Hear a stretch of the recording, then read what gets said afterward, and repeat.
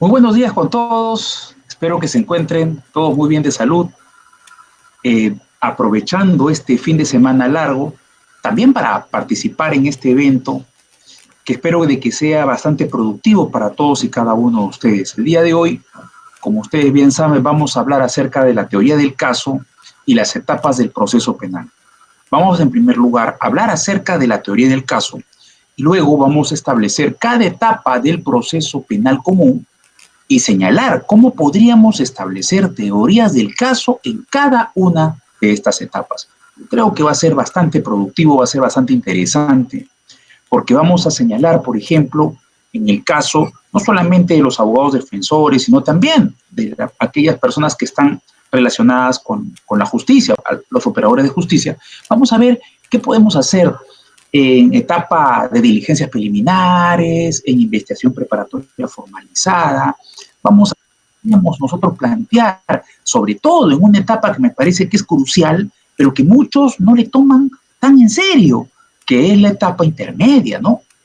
Es una etapa, y les voy a demostrar en el transcurrir de esta sesión la importancia que tiene y que no debemos nosotros soslayarla para nada. Al contrario, darle la importancia que merece y para que ustedes se den cuenta que es trascendental la etapa intermedia. Y luego vamos a hablar de la etapa más importante del proceso, la etapa de juzgamiento. También, ¿qué tipos de decisiones podríamos tomar, ¿no?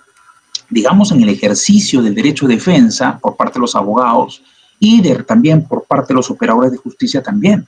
¿Qué medidas se podrían implementar? ¿Qué medidas se podrían dar basados efectivamente en una teoría del caso? Entonces creo yo que el día puede ser bastante productivo. Vamos también a darles un espacio al finalizar esta sesión, para que ustedes puedan hacer las preguntas que crean correspondientes. Ahora, ojo, esto no implica que se les limite al final. Si ustedes quieren hacer alguna pregunta en el momento en que estemos abarcando un tema en particular, un tema específico, pues tienen completa libertad para hacerlo. La idea es que esta sesión sea una conversación, tal vez, que ustedes también cuenten sus experiencias y particularmente yo también voy a hacer lo mismo, ¿ok? Entonces, sin más prólogos, voy a hablarles.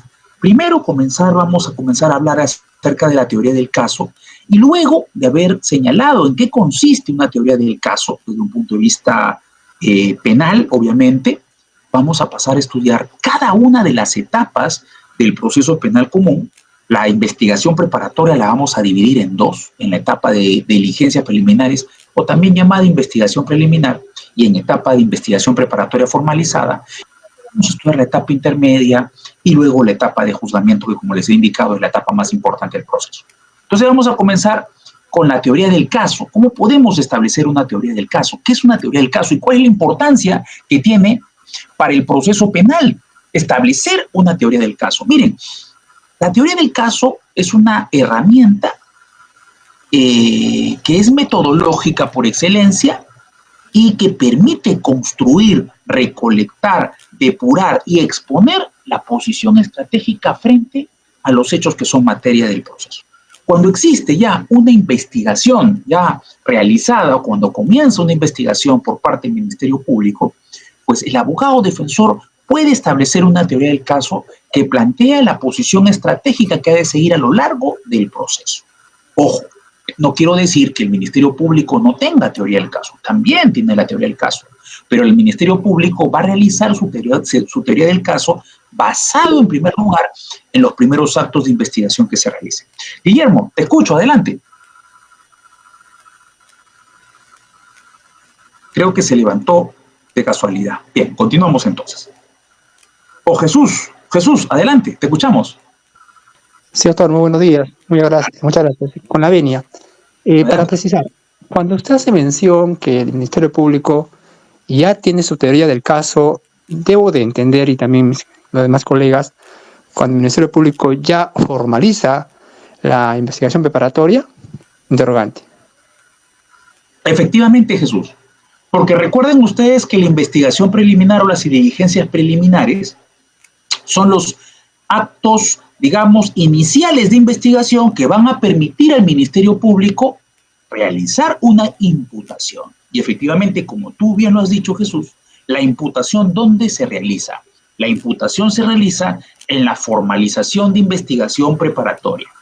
¿Y esto qué genera? Obviamente genera la obligación de la Fiscalía de, al momento de elaborar la imputación, Jesús, determinar específicamente en qué consiste el delito que ha cometido, cuál es el grado de desarrollo del mismo y también, sobre todo, el grado de participación delictiva. El principio de imputación necesaria se garantiza desde la formalización de investigación preparatoria, Jesús, tal como tú has indicado. Y por eso, cuando se formaliza investigación preparatoria, recién a la persona que ha sido investigada se le denomina imputado. Antes de la formalización de investigación preparatoria, todavía se le denomina investigado. Entonces, efectivamente, como tú indicas, ya la Fiscalía comienza a elaborar su teoría del caso una vez que ha realizado los primeros actos de investigación a través de las diligencias preliminares o investigación preliminar, que comúnmente se conoce también. ¿Ok? Gracias, Jesús, por tu pregunta. Ok, entonces, la teoría del caso es un conjunto de actividades que tiene que desarrollar el litigante con una finalidad, con la finalidad de enfrentar con éxito un hipotético o real juicio oral. Recuerden ustedes que la finalidad efectivamente de los primeros actos de investigación son llevar el proceso hasta la etapa más importante, ¿no? Hasta la etapa de juzgamiento, ¿no? La Fiscalía comienza su investigación también imaginando un hipotético juicio oral a futuro. Ahora, podría ocurrir muchísimas cosas en el transcurrir de esa investigación. Podría ocurrir el caso de que la Fiscalía no encuentre elementos de convicción suficiente y tenga que archivar la causa terminando las diligencias preliminares. O podría ser que luego de formalizar la investigación preparatoria no encuentre suficientes elementos de convicción la Fiscalía para acusar. O podría ser también que se haya dado un sobreseimiento dentro de la etapa intermedia, ¿no? Ahora, también hay que indicar que también dentro de la teoría del caso, dentro de la estrategia de la defensa técnica, está la posibilidad de utilizar algún mecanismo, ¿no?, de aceleración del proceso, ¿no? Un mecanismo de simplificación procesal. Y el Código Procesal Penal establece varios, pero para casos específicos, ¿no? Establece, por ejemplo, los denominados criterios de oportunidad, como es el caso del principio de oportunidad y el acuerdo reparatorio, el proceso de terminación anticipada, la conclusión anticipada, entre otros, ¿no? Que ya vamos a señalar cuando lleguemos a cada etapa procesal. Entonces, en la teoría del caso, lo que se va a buscar es, de alguna manera, tratar de llegar o generar un convencimiento al juez de que lo que estamos indicando está basado en la realidad, en los hechos, basado en la ley y está fundamentado con las pruebas. Ahí están los tres elementos de una teoría del caso, ¿okay? Que vamos a establecerlo dentro de un ratito más. ¿Cuáles son las características de la teoría del caso? Primero, que tiene que ser sencilla. Esto es muy importante, ¿eh? Ahora, tiene que ser comprensible para el juez. A veces los casos no son tan sencillos y se convierten en casos complejos. Hay que tener la habilidad, digamos, de que nosotros podamos esa teoría del caso, podérsela, llevársela al juez y que el juez pueda entenderla, ¿ok? Hay que acordarnos algo que es muy importante. Cuando estudiamos litigación oral, normalmente nos explican de que tenemos que ser demasiado sencillos. No es tanto en nuestro sistema procesal penal. Recuerden que estudiamos nosotros litigación oral basados en el sistema norteamericano, el sistema anglosajón en líneas generales. Y recuerden que allá, en Estados Unidos, por ejemplo, tienen un sistema de jurados. Entonces, los jurados no son abogados.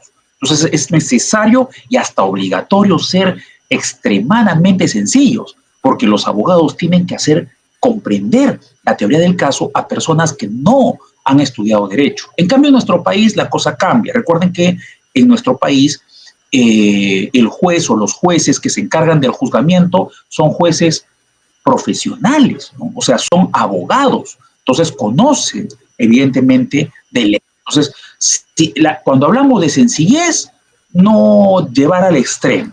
sencillo, queremos nosotros, digamos, que se entienda como que sea clara para el juez, que el juez pueda escuchar de repente algún alegato o a lo largo del juicio oral pueda comprender de qué es lo que está ocurriendo, qué es lo que ha ocurrido, cómo se han dado los hechos y efectivamente cuál es el fundamento jurídico de la teoría del caso y también los elementos de convicción o medios de prueba que van a efectivamente demostrar esa teoría del caso. ¿Ok? Obviamente, la teoría del caso tiene que ser lógica, tiene que tener coherencia, tiene que tener razonabilidad. Una teoría del caso ilógica, pues se cae prácticamente. Y esto es importantísimo, ¿eh? Hace poco, miren ustedes, hace unos días atrás, recibí la llamada de un cliente, ¿no? De una persona a la que voy a defender en su control de acusación. Y miren ustedes, con una posibilidad bastante grande, muy elevada, de que se vaya a juicio oral. Casi 99% seguro de que vamos a ir a juicio oral con ese caso. ¿Ok? Y él cuando me habla por teléfono me dice, pero doctor, mire, esto, me comienza a contar algunas cosas. Y yo ya había leído la acusación fiscal y ya había establecido cuál iba a ser la teoría del caso a aplicar. Y mucho de lo que él me decía era completamente contradictorio a algunos medios probatorios y uno particular, una testimonial de una chica que trabajó en el lugar que él administraba, o donde que él era dueño junto con su hermano. Entonces yo hablo por teléfono con él, cuando estoy hablando por teléfono, digo, mira, déjame la estrategia del caso a mí, tú lo que dices es perfecto, es tu versión de los hechos, pero esa versión contradice completamente los elementos de convicción presentados por la Fiscalía. Y bueno, una de las cosas que es necesario y es tremendamente importante para un abogado defensor en el juzgamiento es ser creíble. Y esto también es algo que tiene que entenderse, no solamente por parte de los abogados, sino también por parte de los patrocinados. La credibilidad del abogado es oro en etapa de juzgamiento en el proceso. Si el abogado pierde credibilidad, olvídense. El caso tiene muchísima posibilidad de ser perdido, a menos que jurídicamente exista alguna circunstancia que permita efectivamente que se logre el objetivo, ¿no? Al final del proceso. Pero la credibilidad de un abogado durante el juzgamiento es muy, pero muy importante. Los jueces o el juez que se encargue del juzgamiento tiene que tener la imagen de un abogado creíble. O sea, esto es lo primero que tiene que establecer un abogado a lo largo del juzgamiento. ¿Ok? Por eso se recomienda mucho que cuando exista deficiencias en el momento de litigar, deficiencias en la teoría del caso, o cuando exista debilidades, mejor dicho, el propio abogado sea el que lo plasme, ¿no? Para efectivamente, en primer lugar, demostrar credibilidad, demostrar buena fe procesal y, en segundo lugar, evitar efectivamente que esconder algún punto débil pueda ser utilizado por la contraparte. Y bueno, y efectivamente cuando la contraparte lanza y señala cuáles son las debilidades que no han sido reconocidas por el propio abogado, adquieren una fuerza bastante grande y el abogado pierde credibilidad. Eso es muy importante, la credibilidad. Y eso justamente le decía a él. Le decía, oye, tienes que confiar en mí. Lo que tú me estás diciendo es contradictorio completamente con la acusación. Tú has leído las declaraciones y te das cuenta que lo que tú me estás diciendo es completamente contrario. Imagínate que yo diga eso de repente, un alegato de apertura, y que a lo largo del proceso se desbarate justamente con las propias declaraciones de los testigos. Imagínate, ya pierdo credibilidad y eso te va a perjudicar a ti. Entonces, no es estratégico decir cualquier cosa en el proceso ni cualquier cosa que te beneficie. Es estratégico verificar qué es lo que puede efectivamente decirse, las debilidades señalarlas, ¿ok? Y efectivamente utilizar sobre todo las fortalezas, ¿no? Las fortalezas hacer mucho ahínco, poner mucho ahínco a las fortalezas que tiene el caso. Entonces él creo que entendió y creo que es muy importante ello. Entonces, podemos sacar una conclusión. La teoría del caso tiene que ser verosímil, o sea que el juez tiene que creer. No sé si ustedes han escuchado seguramente algunas teorías del caso que son inverosímiles. Muchas veces el error del abogado defensor es que escucha a su patrocinado y quiere decir lo que su patrocinado le dice, o mejor dicho, su patrocinado quiere escuchar lo que le cuenta el abogado defensor. Le dice, doctor, usted tiene que decir esto, ¿no?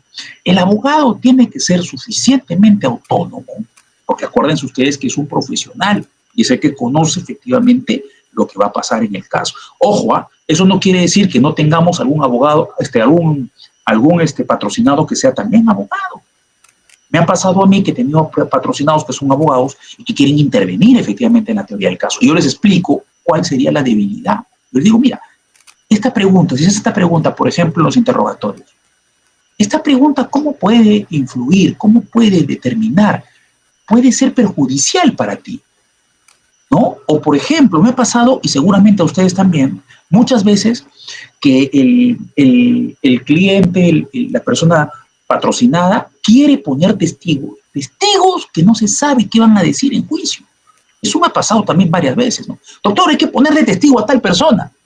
Y yo siempre les digo que no me gusta poner testigos que no sé qué es lo que van a decir en juicio, ¿no? Solamente puedo plantear como testigos para que sean considerados como tal en juicio aquellos los que yo sé qué es lo que van a decir. Si hay testigos que evidentemente pueden ser una sorpresa negativa. Creo que eso es una lección que uno aprende como abogado cuando plantea, por ejemplo, testigos que al final dicen cosas que contradicen tu teoría del caso. Por eso es muy importante ver también qué medio probatorio se tiene que presentar. Cuando estudiemos la etapa intermedia les voy a contar varios casos en donde ustedes se van a dar cuenta qué importante que es, ¿no?, los medios probatorios a presentar. A veces los abogados cometemos un terrible error. Pensamos que mientras más pruebas presentamos, es mejor. De ninguna manera. Hace unos meses atrás, les comento, tuve un caso donde mi patrocinada me presentó 20 pruebas para yo presentar para que sean actuadas en juicio. De esas 20 pruebas solamente me di cuenta que 2 serían suficientes y serían positivas para la defensa de mi patrocinada.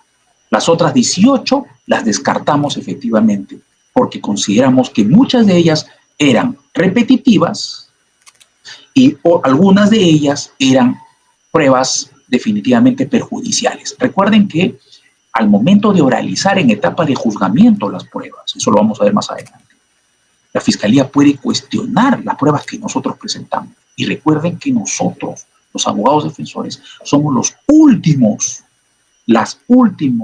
últimos que presentamos las pruebas, oralizamos las pruebas. Entonces es muy importante, es trascendental de que las pruebas que presentemos no sean contradictorias o no sean fáciles de cuestionar por parte de la Fiscalía porque nos pueden hacer ver mal en etapas culminantes del juzgamiento. La ciencia ha determinado, y por eso la litigación oral considera de que la primera parte del juicio y la última parte del juicio son las más trascendentales. Por eso la litigación oral nos recomienda presentar las mejores pruebas al final, ¿no? O al inicio, particularmente al final, porque se considera que al final los jueces todavía tienen la memoria fresca para resolver y para decidir. Entonces hay que tener muchísimo criterio y muchísimo cuidado con las pruebas que presentemos. Y cuando presentemos pruebas tenemos que pensar como fiscales. Cuando establezcamos una teoría del caso tenemos que pensar como fiscales. ¿Qué podría señalar la Fiscalía en contra de la prueba que yo presento? ¿Podría ser contraproducente que yo presente esta prueba? La Fiscalía, ¿le voy a facilitar la labor de la Fiscalía para cuestionar esta prueba?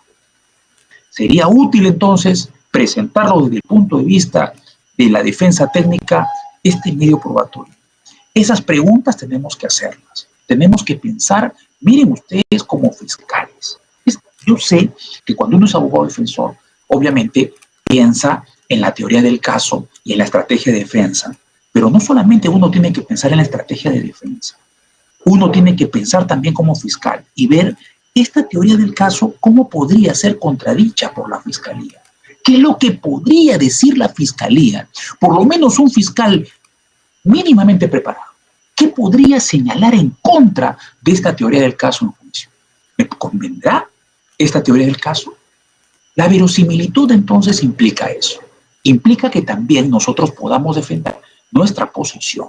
Las pruebas que presentamos, que puedan ser muy, pero muy importantes, que puedan cuestionar la teoría del caso de la fiscalía, que está planteada no solamente ya en la formalización. Ya cuando estamos en juzgamiento, ya está planteada la teoría del caso en la acusación, con el requerimiento del fiscal. El fiscal ya está pidiendo una sanción penal para una persona, ¿no? En contra de una persona, que es la persona acusada. Miren ustedes, ¿ah? Ahora, hay una cuestión que es importante. Cuando estudiamos litigación oral, nos recomiendan que la teoría del caso no sea muy flexible. Bueno, sí se recomienda flexibilidad, porque cualquier cosa puede pasar en juicio. Eso también es otra importante deducción, una importante, digamos, conclusión que podemos sacar. Recuerden que en juicio puede ocurrir cualquier cosa y muchas veces en la puerta del horno se puede quemar el pan. ¿A cuántos de ustedes en sus casos que ya creían ganados, al final terminan con una sentencia condenatoria? ¿O a cuántos de ustedes de repente cuando ven que el caso de repente no iba a ningún lado, pues al final termina con una sentencia condenatoria por alguna circunstancia que haya ocurrido dentro del proceso? Y efectivamente, puede ocurrir cualquier cosa. ¿Qué es lo que tiene que hacer el abogado defensor?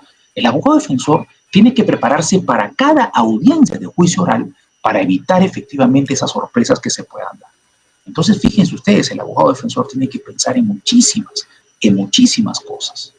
No solamente en su teoría del caso, también tiene que pensar como fiscal. ¿Cómo pensaría el fiscal para cuestionar mi teoría del caso? ¿Qué es lo que diría el fiscal para cuestionar mi teoría del caso? ¿No? ¿Cuál es el ámbito jurídico de repente que puede abarcar? Y tercero, ¿no? Establecer efectivamente cuáles serían los cuestionamientos y qué actuación podría devenir en el proceso. ¿Qué circunstancia podría darse? Por ejemplo, una circunstancia que puede generar muchísimas sorpresas es la prueba de oficio, ¿no?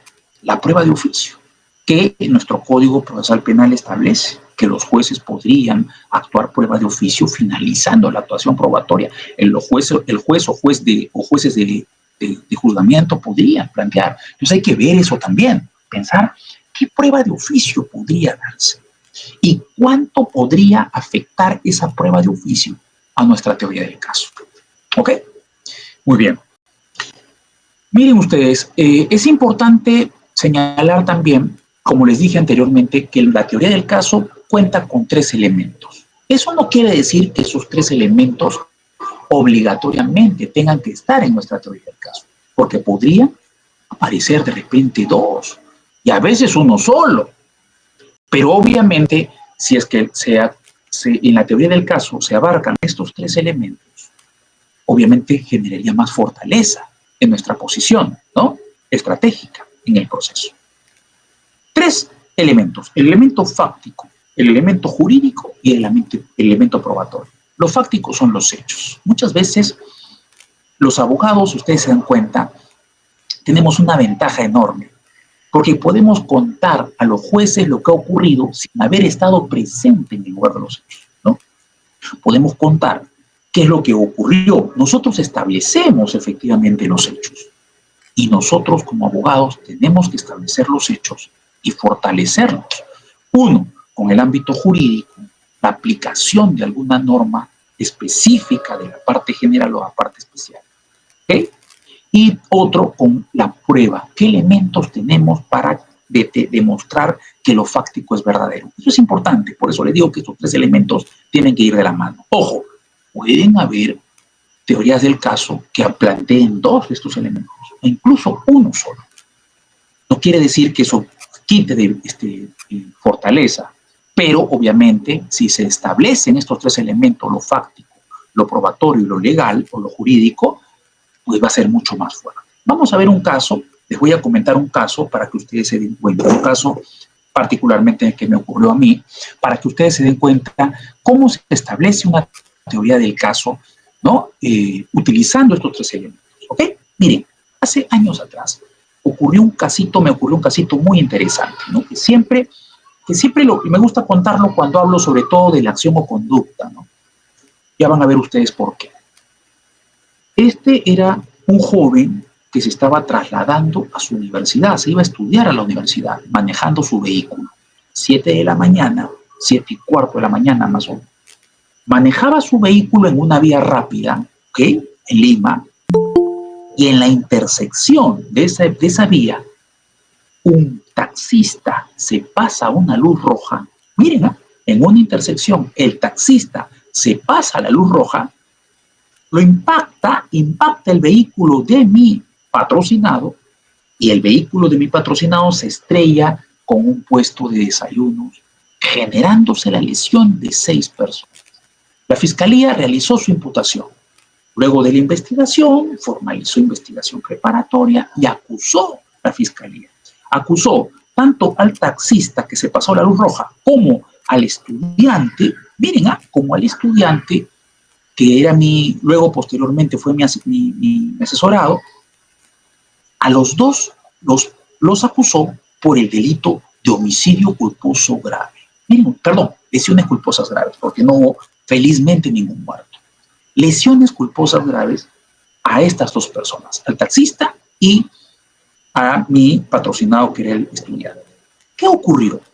Ocurrió que luego de la acusación, la familia, muy preocupada, me contacta, conversa conmigo, comienzo a revisar lo que se ha actuado y me doy con la tremenda sorpresa de que la fiscalía ha llegado a acusar un caso que no debió acusar nunca, ¿cierto? Entonces comienzo a establecer qué elementos van a ser actuados en juicio, porque ya hubo una investigación formalizada, como les he indicado, y ya la fiscalía realizó diferentes elementos de convicción, ¿no? Y bueno, me sorprendió, por ejemplo, muchas cosas. Por ejemplo, existía una pericia realizada por la policía, ¿no? Una evaluación del lugar de los hechos, cómo aconteció el accidente, que determinaba de que mi patrocinado estaba manejando a la velocidad dentro del rango del reglamento de tránsito. Fíjense ustedes, dentro del rango del accidente de tránsito, perdón, del reglamento de tránsito, dentro del rango, ¿ok? En primer lugar.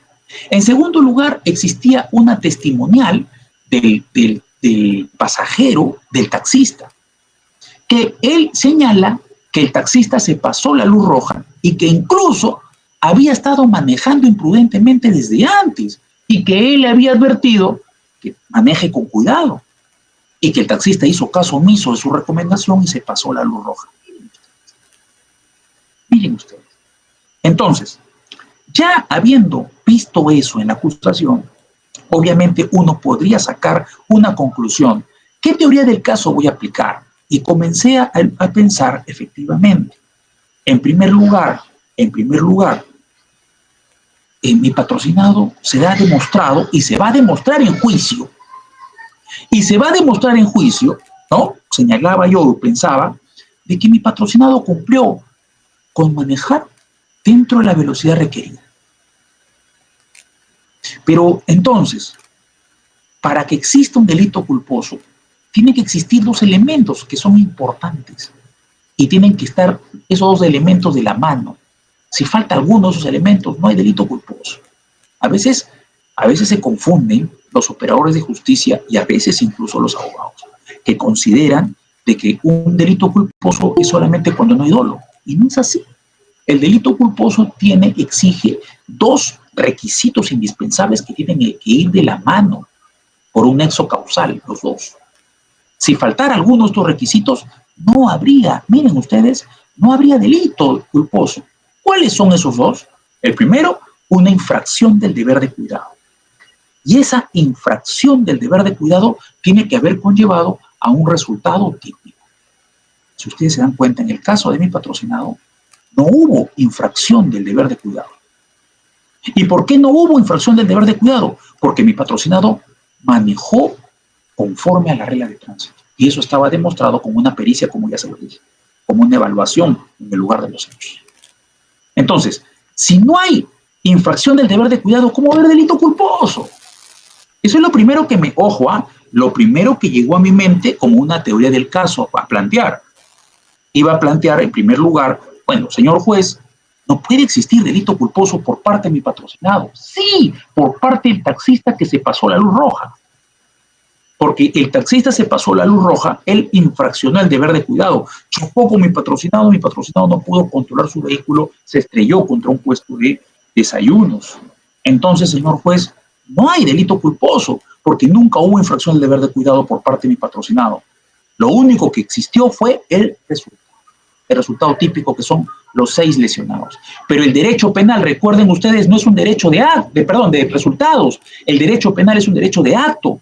El artículo 7º, título preliminar de nuestro Código Penal, establece eso. El principio de culpabilidad o responsabilidad penal señala de que está proscrita la responsabilidad objetiva. Por lo tanto, la responsabilidad solamente puede ser subjetiva, puede ser dolosa o culposa. El caso fortuito, la fuerza mayor, no se castigan en el derecho penal. Y como ustedes están viendo en este caso, fue un caso fortuito. Cualquier persona que pasaba por esa misma hora y que no sea mi patrocinado, iba a generar el mismo resultado típico. El mismo resultado típico. Con una importante conclusión, que mi patrocinado manejó conforme a regla, razón por la cual no infraccionó ningún deber de cuidado, razón por la cual faltaba uno de los elementos al delito culposo y por eso no podía ser delito culposo. Pero luego, miren ustedes, se me ocurrió algo muy interesante que seguramente a muchos de ustedes se les está ocurriendo en estos momentos. Señalaba y decía, pero si ha sido impactado, esto habría generado una fuerza física irresistible. Y recuerden ustedes que la fuerza física irresistible es un caso de ausencia de acción.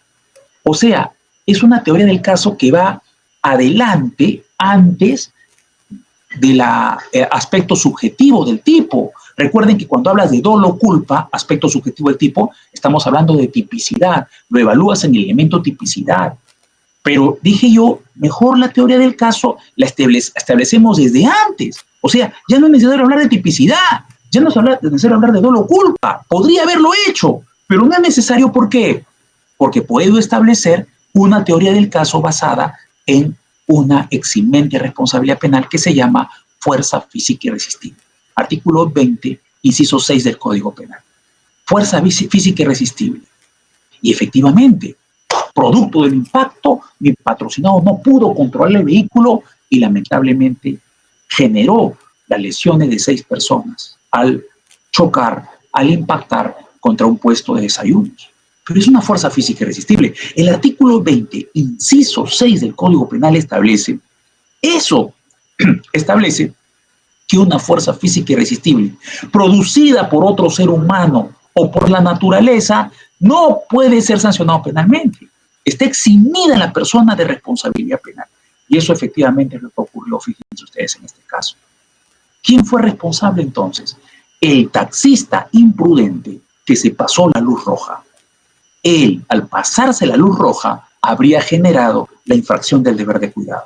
Chocó con mi patrocinado no pudo controlar, eso es una fuerza física irresistible. Artículo 20, inciso 6 del Código Penal. Que se impactó, miren ustedes, con ese puesto de alimentos, lesionando a 6 personas. El único responsable tendría que serlo el taxista, que se pasó la luz roja porque generó todo, con su infracción de deber de cuidado. Mi patrocinado, si ustedes se dan cuenta, y eso también lo indiqué en mis alegatos de apertura, era una víctima, porque le chocaron su vehículo. Y bueno, a nadie le preocupó quién iba a pagar, quién iba a desembolsar, digamos, los gastos de arreglo del vehículo. ¿Ok? Entonces, si ustedes se dan cuenta, se establecen, en este caso en particular, se establecen los 3 elementos de la teoría del delito, ¿no? Se establecieron. Primero, los hechos. ¿Qué ocurrió? Señor juez, mi patrocinado manejaba el vehículo cumpliendo con las reglas de tránsito. Se dirigía hasta su universidad. Y en la intersección de la avenida, lamentablemente, un chofer, haciendo caso omiso a las luces, se pasa una luz roja, impacta y eso impide que mi patrocinado pueda manipular o maniobrar su vehículo, impactando también contra un puesto de alimentos. Miren, el abogado, señalando la teoría del caso fáctico, el elemento fáctico, sin haber estado presente en el lugar de los hechos. Y eso es lo que hacemos los abogados. Los abogados tenemos que, sobre todo penalistas, tenemos que verificar qué es lo que ha ocurrido. Le contamos al juez lo que ha ocurrido y nosotros no hemos estado presentes. Pero nosotros elaboramos efectivamente los hechos, cómo ocurrieron los hechos. Y la fiscalía también lo hace, ¿cierto? La fiscalía va a señalar qué es lo que ocurrió o no, basado efectivamente en lo que ha investigado. Jesús, adelante, te escuchamos. Doctor, muchas gracias. Cuando usted hace mención al no cumplimiento de la infracción del deber de cuidado, entiendo yo que se hace mención al no quebrantamiento de una norma extrapenal. Efectivamente, Jesús. Y eso hay que tenerlo claro, ¿ah? El delito culposo, no solamente a veces, esta es una equivocación muy grande que ocurre en los delitos culposos, Jesús. Se cree que, no, es delito culposo porque no hay dolo. No es así.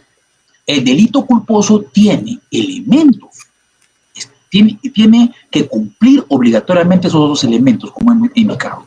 La infracción del deber de cuidado y el resultado típico. ¿Qué es la infracción del deber de cuidado? Miren, cada actividad o una gran cantidad de las actividades humanas que realizamos todos los días tienen límites, ¿cierto? Nos dicen, tienen reglas. Eso es la infracción del deber de cuidado. Toda actividad, sobre todo cuando uno realiza una actividad peligrosa, tiene límites para realizarla. Tiene reglas que uno tiene que realizar. Si uno realiza las actividades peligrosas cumpliendo con todas esas reglas, estamos efectivamente cumpliendo las reglas de cuidado. Pero si uno incumple esos límites, como es el caso, por ejemplo, en este que les estoy planteando, Jesús, si una persona está manejando y se pasa una luz roja y genera un choque, pues allí sí hay una infracción del deber de cuidado, porque está infraccionando el reglamento de tránsito, que señala que cuando hay luz roja, pues una persona tiene que estacionarse, no tiene que parar, ¿no?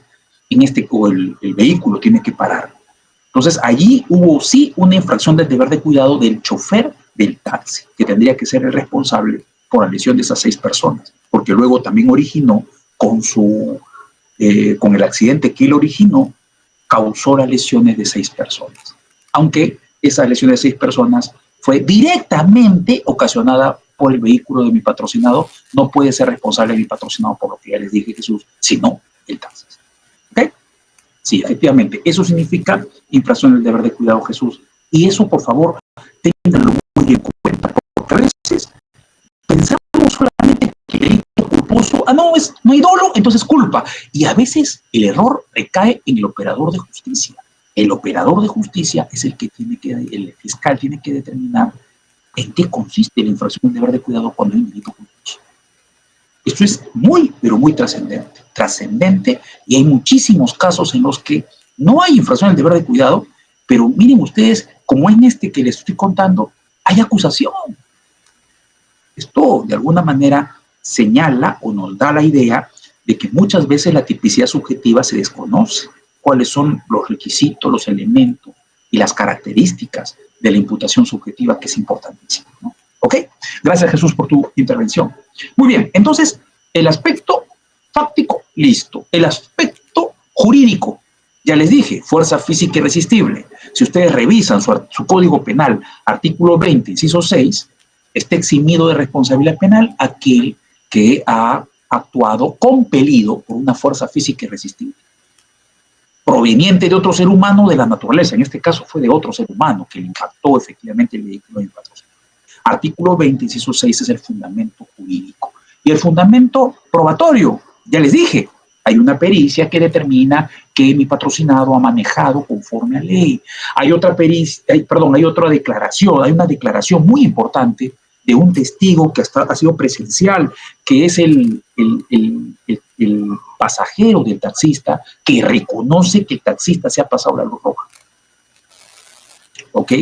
Son, miren ustedes, elementos probatorios que fundamentan la teoría del caso, lo que yo he contado a los jueces y lo que yo le he narrado, el aspecto fáctico. Entonces, miren ustedes, en la teoría del caso, esos tres aspectos son importantísimos, y la idea es efectivamente abarcar esos tres puntos, ¿ok? Mientras que abarquemos los tres puntos, va a ser mucho más fuerte nuestra teoría del caso. Así que les he dado un ejemplo para que ustedes puedan de alguna manera darse cuenta cómo se elabora una teoría del caso y cómo esa teoría del caso tiene que ser fundamentada. Pero recuerden ustedes, todo basado en que el abogado tiene que ser considerado un abogado que está diciendo la verdad. La veracidad es oro para un abogado.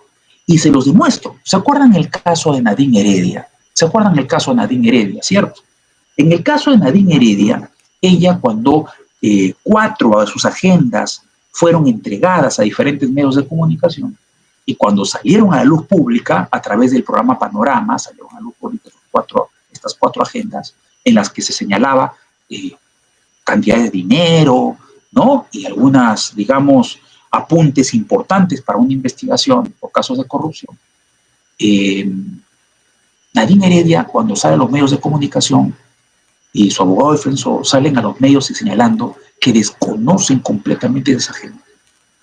Desconocen completamente de esa agenda, ¿cierto? Desconozco. No es mía, no son mías. Pero ¿qué ocurre? La Fiscalía solicita que Nadine Heredia realice una pericia grafotécnica para verificar efectivamente si la escritura en esa agenda le pertenece a ella o no. Ella va, pasa por el examen grafotécnico y el perito grafotécnico determina que Nadine Heredia, si bien quiso fingir sus letras, no lo pudo hacer porque algunas grafías se mantuvieron y que en la gran cantidad de estas agendas, pues aparece su letra. O sea que ella escribió en esas agendas en gran cantidad, en la gran mayoría de estas agendas ella habría escrito. Quiso, miren ustedes, de acuerdo al perito, fingir su letra, pero como ustedes bien saben, nuestras grafías son como la huella dactilares, las mantenemos. ¿Y qué pasó? Pasó de que el abogado perdió credibilidad, pues, porque él había dicho no son las agendas de Nadine Heredia. Luego que sale a relucir, sale a luz esta pericia grafotécnica, que me parece incorrecto también que haya salido a luz, me parece incorrecto también. Se supone que todavía estaba en investigación, tendría que mantenerse en reserva, pero bueno, salió a los medios de comunicación. Nadine Heredia no le quedó otra alternativa que decir de que eran sus agendas, que sí que eran sus agendas. Y eso generó inmediatamente que su abogado defensor renuncie a su causa. Renunció porque él valoró efectivamente, creo yo, la veracidad. Y dijo, bueno, yo he salido diciendo de que no son sus agendas, y luego salir y desdecirme, indicar de que sí fueron sus agendas, eso puede repercutir porque ya me van a ver como una persona que no dice la verdad. Y de repente mi clienta me mintió, me engañó. Pero esto va a generar de que prácticamente los jueces me vean como una persona mentirosa, y más adelante, si sigo en este caso, podría eso repercutir en mi cliente.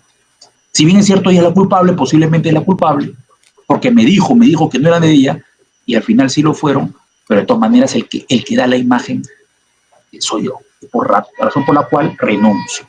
Y renunció a su defensa justamente, y otro abogado asumió la defensa. Es así. En alguna oportunidad también a mí me ha ocurrido, ¿no? He tenido, miren ustedes, 2 casos interesantes. Les voy a contar uno de ellos. Yo me entrevisto con mi patrocinado antes del juicio oral y le pregunto a mi patrocinado varias cosas respecto a los hechos. Y me doy cuenta de algo que es, creo que trascendental que nos demos cuenta. Y yo lo he aprendido a la mala. Miren ustedes. Hay que verificar nuestros testigos. Y en el caso de si es que vamos a presentar como testigos a nuestro patrocinado, que es el acusado, hay que tener muchísimo cuidado, ¿no? Hay que tener muchísimo cuidado. Yo cuando lo empecé a entrevistar vi que existían muchas lagunas, muchos vacíos en su declaración. Yo no lo vi una persona capaz para poder declarar. Miren ustedes, tenía bastantes debilidades, tenía una cultura bastante deficiente, tenía muy pocas palabras en su vocabulario, tenía bastantes limitaciones, ¿no? Yo lo veía que tenía bastantes limitaciones para poder declarar evidentemente en juicio. Entonces, cuando voy al penal, converso con él y le digo, mira, vamos a hacer una cosa. Yo me he dado cuenta de que tienes algunos vacíos, yo creo que la fiscalía te puede, en el contrainterrogatorio te puede cuestionar varias cosas, puede la fiscalía, creo que, ponerte en problemas, así que vamos a tomar una decisión. No vas a declarar, ¿ok? No vas a declarar. Mejor, preferible que utilicemos el derecho a la no autoincriminación. Preferible no declarar. Recuerden ustedes que la declaración de la acusada es derecho. Si él quiere declarar, puede hacerlo, y si no lo quiere hacer, no hay ningún inconveniente. Incluso puede mantenerse en silencio. E incluso parte de la doctrina reconoce de que existe una facultad, ojo, no derecho, sino la facultad de mentir. Derecho no puede ser nunca. Nunca el derecho puede abarcar lo negativo, lo malo. Pero sí existe una facultad. ¿Y por qué se acepta una facultad del imputado, del acusado de mentir? Porque el acusado, el imputado, lo que va a buscar es garantizar su libertad. Y recuerden ustedes que la libertad es el segundo derecho más importante que tiene el hombre después de la vida. Entonces, por mantener tu libertad puedes mentir. Es como una especie de estado de necesidad justificante, ¿no? ¿Se acuerdan el artículo 20, inciso 4, ¿no? Que uno afecta un bien jurídico de menor valor para salvar un bien jurídico superior. Más o menos así. Por lo menos ese es el fundamento. Entonces, teniendo en consideración eso, teniendo en consideración que la declaración del imputado o del acusado no es prueba, no puede ser prueba, ¿ok? Porque si imagínense ustedes, la gran mayoría de imputados dicen que son inocentes, imagínense. No es considerada prueba, ojo, doctrinariamente y también jurisprudencialmente, no es considerada prueba la declaración de la persona imputada o acusada. Teniendo en consideración eso como fundamentos, entonces, preferible muchas veces es el mantenerse en silencio. Yo les digo una cosa, ¿cuántas veces ustedes, al momento de presentar al acusado como testigo, se han dado cuenta que su declaración es perjudicial más que beneficiosa? Eso lo podrían evitar señalando que no declare, que se mantenga en silencio. En este caso, bueno, eso es lo que yo particularmente verifico. Veo qué persona a la que yo asesoro puede responder perfectamente y cabalmente determinadas preguntas. Yo hago un simulacro de las posibles preguntas que la fiscalía le puede hacer. Les he dicho, hay que pensar también como fiscales al momento de establecer una teoría del caso, ya se los advertí. Comienzo a hacer preguntas para ver hasta dónde me puede responder y qué es lo que me podría responder.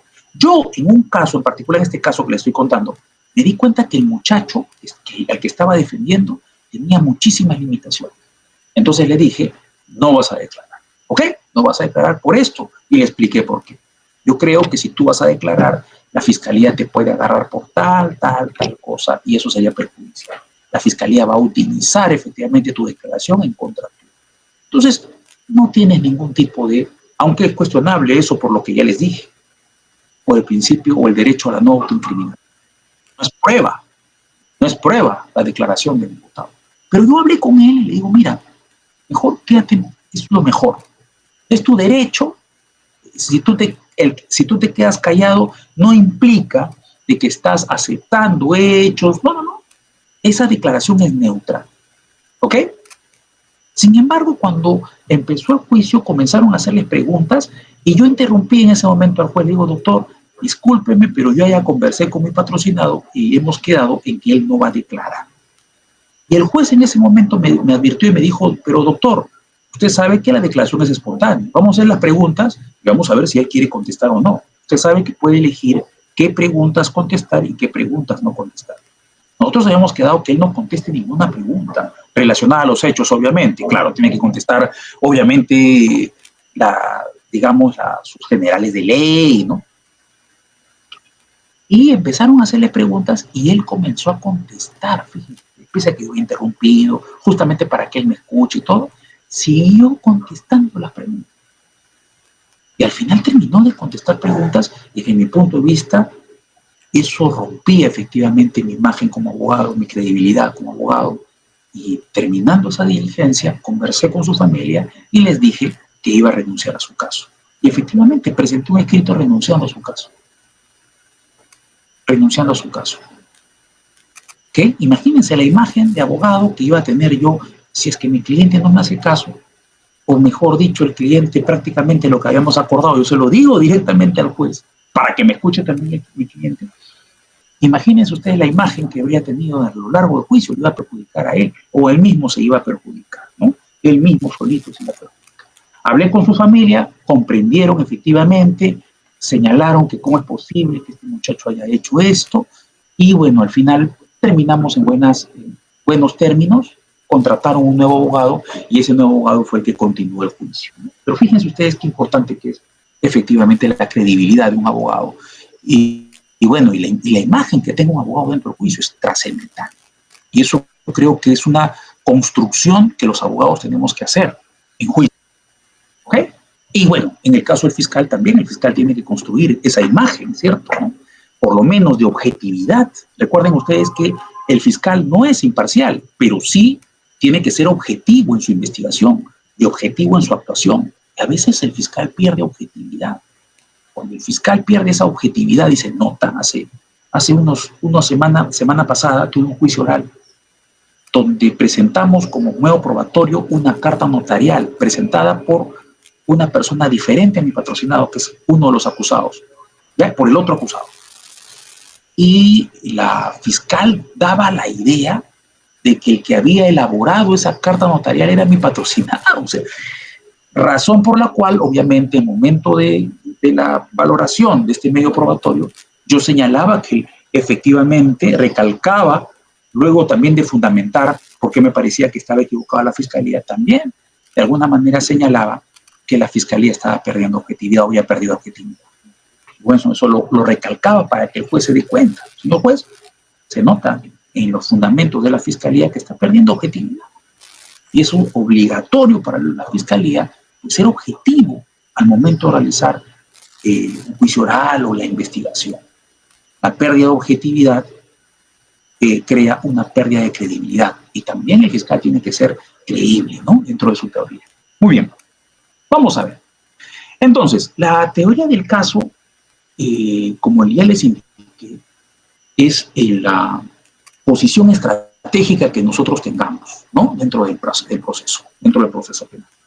Ahora, esa posición estratégica puede ser o tiene que ser realizada desde el inicio, desde el momento en que uno conoce que va a defender a una persona, en el caso de un abogado defensor. Ya hemos indicado que la fiscalía lo establece después de haber realizado una investigación. Es más, por ahí se puede decir también de que podrían tener ya una idea de teoría del caso desde las diligencias preliminares, porque para eso realiza una determinada investigación. La fiscalía tiene que ver a dónde apunta en su investigación, ¿cierto?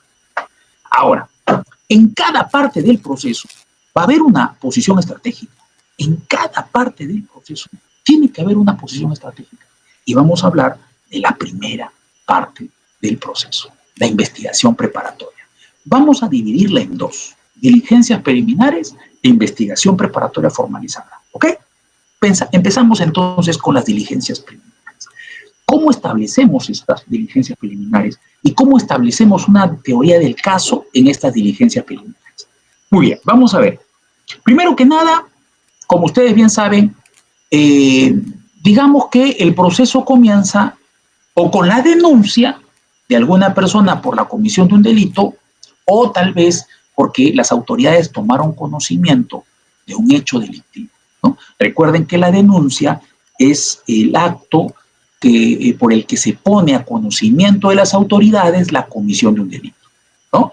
Y la denuncia puede ser o policial, de manera directa, cualquier persona víctima de un delito o cualquier tercero conocedor de que ha realizado un delito puede ir a la comisaría y denunciar ese hecho de manera oral. Y bueno, la policía va a tomar nota, va a tomar nota de esa denuncia y va a comenzar los primeros actos, o van a comenzar los primeros actos de investigación. Pero recuerden que también la denuncia puede ser por escrito, ¿no? Presentada ante el Ministerio Público. Y el Ministerio Público pues va a tener que verificar si existen los elementos mínimos para que esta denuncia pueda ser materia de, por lo menos, la realización de los primeros actos de investigación. ¿Y cómo tiene que determinar eso? Primero tiene que determinar si efectivamente los hechos denunciados pueden constituir o no delitos, ¿cierto? En primer lugar. En segundo lugar, tiene que determinar la Fiscalía que la acción no haya prescrito y que se haya individualizado al presunto autor. Esto es importantísimo, porque no puede continuar una investigación, no puede formalizarse investigación, tendría que archivarse si es que no hay una debida identificación de aquella persona que habría sido el posible autor de los hechos delictivos. ¿Ok? Entonces, miren ustedes, existen también la posibilidad de que algunos funcionarios y algunos servidores tengan la obligación de denunciar algún tipo de hechos. Por ejemplo, en el ámbito educativo, por ejemplo, si un profesor ve a un niño afectado psicológicamente o agredido de repente físicamente con lesiones físicas, tiene que dar cuenta inmediata, miren ustedes, de las autoridades. Porque si omite ello, cometería delito. Miren, lo mismo ocurre, por ejemplo, cuando una menor de 14 años en un hospital va a dar a luz. Si es menor de 14 años, está embarazada y va a dar a luz, el médico tiene la obligación de informar a las autoridades para que las autoridades acudan y verifiquen cómo es que se embarazó esa chica, ¿no? Y bueno, la incidencia de alguna conducta delictiva contra la libertad sexual o la indemnidad sexual. Miren, es una obligación. Si es que el médico no hace eso, pues cometerá un delito. ¿Ok? Entonces, hay una cuestión que es importante también. La propia ley establece que nadie está obligado a formular denuncia contra el cónyuge y parientes dentro del 4º grado de consanguinidad o 2º de afinidad y tampoco cuando existe secreto profesional. Miren ustedes, el ámbito también consanguíneo puede generar que no exista obligación para denunciar. Es más, recuerden que incluso para testigos, lo primero cuando se ve que es un familiar cercano, cónyuge o pariente dentro del 4º grado de consanguinidad o 2º de afinidad, lo primero que se le pregunta es si va a declarar, porque no está obligado a declarar.